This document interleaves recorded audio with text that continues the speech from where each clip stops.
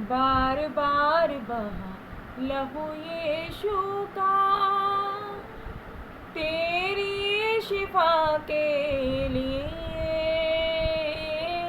मेरी शिफा के लिए। बेकरार बहा लहू यीशु का, मेरी शिफा के लिए, तेरी शिफा के लिए। बार बार बहा लहू यीशु का, मेरी शिफा के लिए, तेरी शिफा के लिए।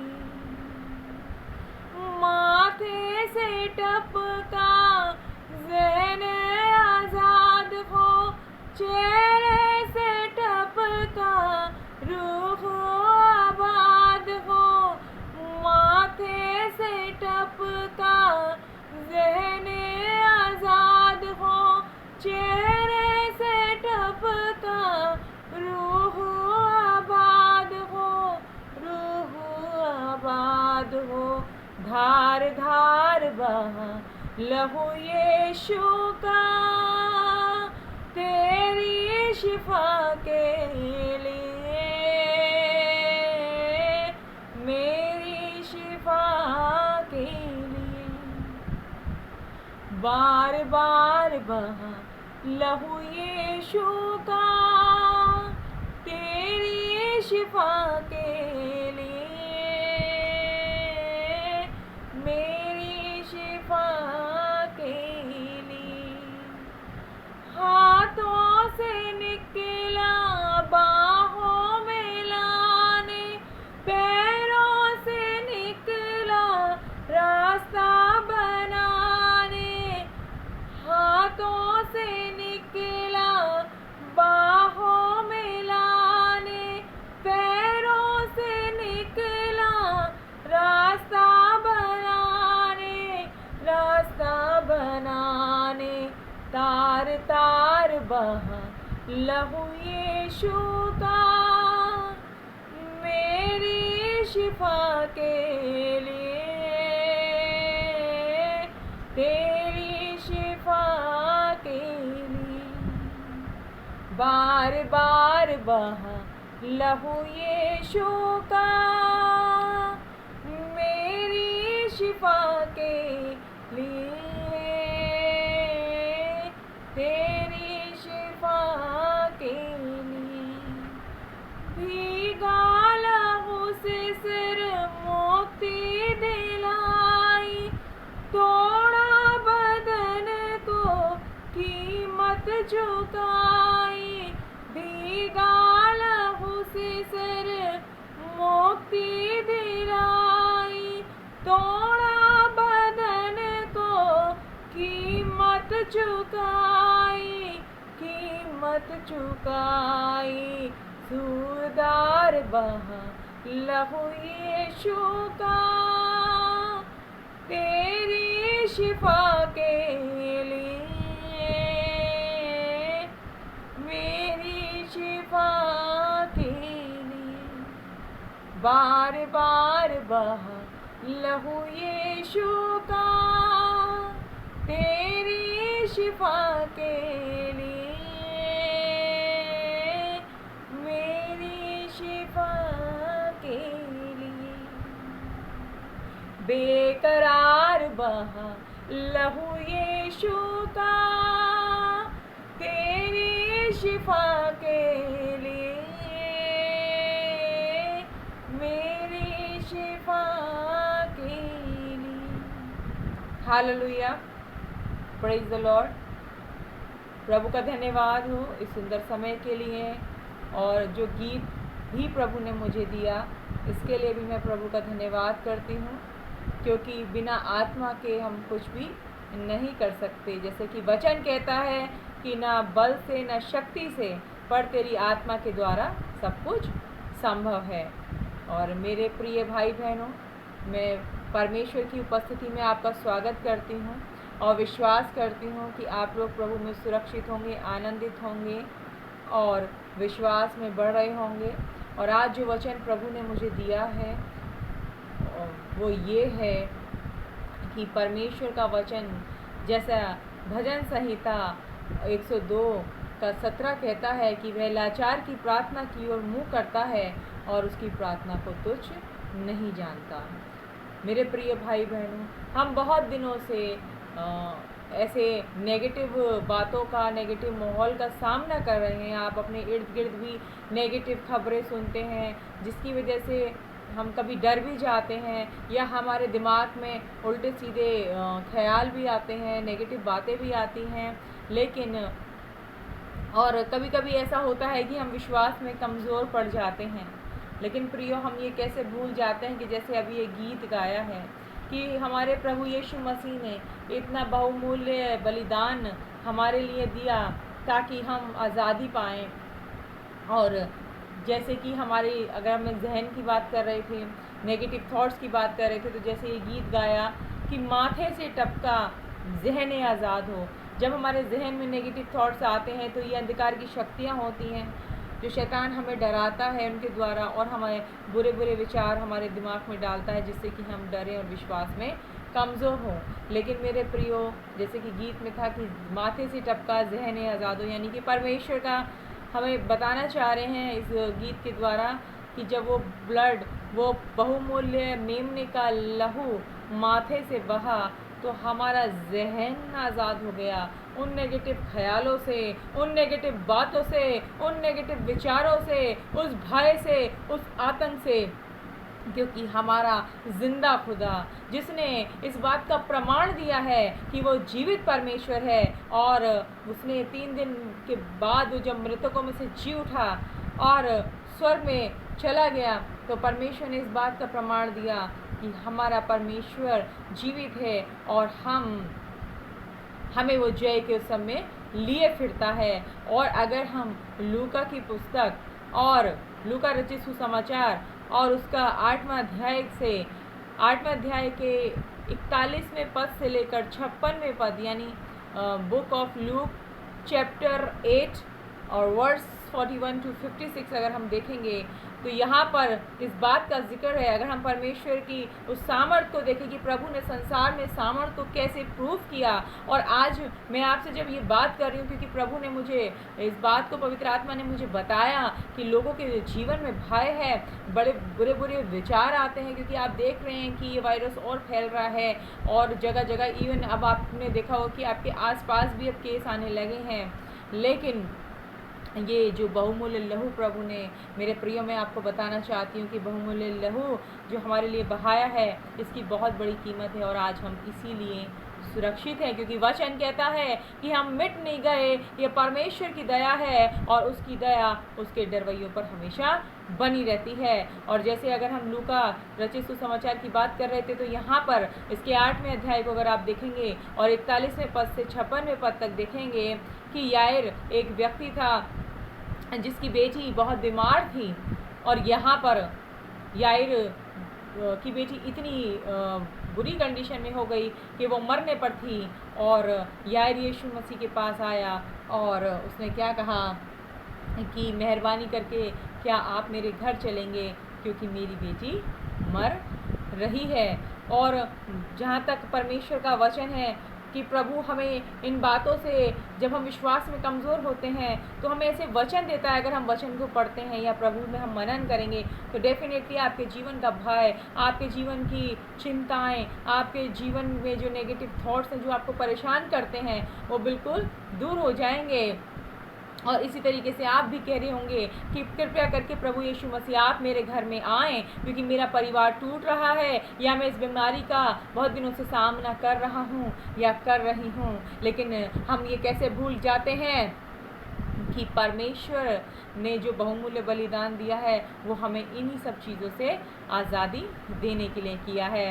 और अगर हम यायर की उदाहरण को देखें तो क्या हुआ, यीशु मसीह ने क्या कहा, क्योंकि लोग उसे कैसे घबरा रहे थे कि कब क्या करेगा यीशु मसीह को ले जाकर, अब तो वो बचेगी नहीं, कैसे कैसे नेगेटिव थॉट्स उसके दिमाग में आ रहे थे। लेकिन प्रभु यीशु मसीह के द्वारा उसके जीवन में चमत्कार हुआ और उसकी बेटी चंगी हो गई। हालेलुया। क्योंकि यायर ने विश्वास भी किया। ये बहुत अच्छा दृष्टांत है, अगर आप आराम से बैठ के पढ़ेंगे, और आप जानते भी होंगे बहुत से लोग, क्योंकि बाइबल आप पढ़ते हैं। लेकिन यहाँ है बात विश्वास की, और परमेश्वर ने इसी तरीके से जब हम परमेश्वर में बढ़ते हैं तो सांसारिक लोग हमें दबाते हैं। जैसे यायर को लोग कह रहे थे कि अब कोई फ़ायदा नहीं है, यीशु मसीह को क्या करेगा अपने घर ले जाकर, क्योंकि तेरी बेटी तो मरने पर है। लेकिन यायर ने परमेश्वर पर विश्वास किया और उसने अपने जीवन में उस चमत्कार को देखा। इसी तरीके से वचन बताता है, नीति वचन और उसका 11वां अध्याय, और अगर हम उसकी 20वीं आयत को देखेंगे तो परमेश्वर का वचन कहता है कि जो परमेश्वर का भय मानते हैं वह उसके मनोरथों को पूरा करेगा। He delight in those whose ways are blameless। और भजन संहिता 44 का 18 कहता है कि जब मेरे पाँव फिसलने पर थे तो तूने मुझे संभाल लिया। और राजा दाऊद क्या कहते हैं कि तू मुझसे खुश है, इसीलिए तू मेरी प्रार्थनाओं को सुनता है। और जैसा हम यहाँ पर भी देखते हैं कि मत्ती 17 का 20 कहता है कि तुम्हारा विश्वास अगर राई के दाने की बराबर भी होगा तो तुम्हारी प्रार्थना सुनी जाएगी। बाइबल में मेरे प्रियो ऐसे बहुत से उदाहरण हैं जो इस बात को हमें बताते हैं कि यीशु मसीह वो सामर्थ्य रखता है, वो जीवित परमेश्वर है, वो जिंदा खुदा है, जिसके लिए कोई भी काम असंभव नहीं है। और जिस तरीके से यायर बिलखता हुआ परमेश्वर के पास गया, इस तरीके से आज आप भी अगर परमेश्वर से कहेंगे कि यीशु मसीह आज आप मेरे घर आइए, मेरी इस समस्या को दूर कीजिए, मैं समस्या से बहुत ग्रसित हूँ, बहुत समय से, या इस बीमारी से लड़ रहा हूँ या लड़ रही हूँ, या मेरा परिवार टूट रहा है, या हम गरीबी को देख रहे हैं, या हम परेशानी को देख रहे हैं। लेकिन जब आप यीशु मसीह को अपने घर बुलाएंगे कि पिता आप आइए और आप हमारे साथ बैठकर हमसे बातचीत कीजिए, हमारे साथ भोजन कीजिए, तो डेफिनेटली परमेश्वर तो कहते ही है कि परमेश्वर का वचन क्या कहता है कि मैं द्वार पर खटखटाता हूँ। परमेश्वर तो इंतज़ार करते हैं कि कब हम अपने दिल के दरवाजे को खोलें और वो हमारे मनों में, हमारे घरों में प्रवेश करें। मेरे प्रियो, जब वो आपके घर में आ जाएगा तो हर एक चीज़ में आपको आनंद दिखाई देगा, क्योंकि उसका वचन कहता है कि तेरे निकट आनंद की भरपूरी है और तेरे दाहिने हाथ में सुख सर्वदा बना रहता है। और मैं आपको बता दूं कि आज हम ऐसे संसार में रहते हैं यहाँ के जहाँ पर आप ज़्यादातर लोगों के जीवन में देखते हैं कि प्रेम जैसी चीज़ उठ चुकी है ना। लेकिन हमारा परमेश्वर का प्रेम जो है वो सदा हमारे साथ बना रहता है, वो कभी बदलने वाला परमेश्वर नहीं है।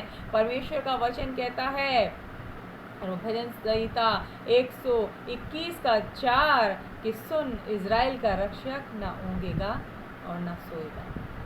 और जब हमारे जीवन में अजीब अजीब ख्याल या अजीब नेगेटिव बातें आती हैं, बच्चों को लेकर, पति को लेकर, परिवार को लेकर, माता पिता को लेकर, करियर को लेकर, और जब ये ऐसा समय है कि हम लोग घरों में हैं, बहुत सौ की नौकरियां चली गई हैं, बहुत सौ की बिल्कुल इनकम बंद हो गई है, और बहुत से लोग जो पहले से ही बीमार थे उनका ट्रीटमेंट ठीक से नहीं हो पा रहा है, वो बाहर नहीं निकल पा रहे हैं डर की वजह से या पैसों की किल्लत की वजह से।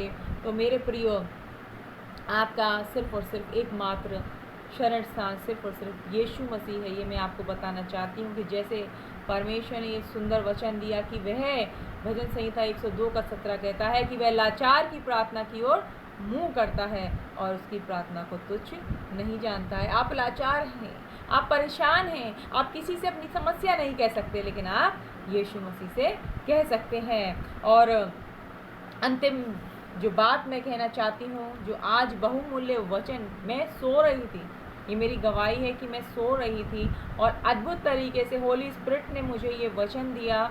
मैं एक अलग ही दुनिया में चली गई। मैं मतलब इस बात को समझ नहीं सकती कि परमेश्वर, जैसे मैंने आपसे पहले भी कहा कि ना तो बल से ना शक्ति से, पर मेरी आत्मा के द्वारा सब कुछ संभव है। यानी कि परमेश्वर की आत्मा के बिना हम कुछ भी नहीं कर सकते। और प्रभु ने ही मुझे गाइड किया। मैं बहुत दिनों से ये मैसेज नहीं बना पा रही थी, कुछ फ़ोन में प्रॉब्लम थी, प्रेयर किया, बड़ी मुश्किल हुई, लेकिन प्रभु ने इस मुश्किल को दूर किया। प्रभु का धन्यवाद हो।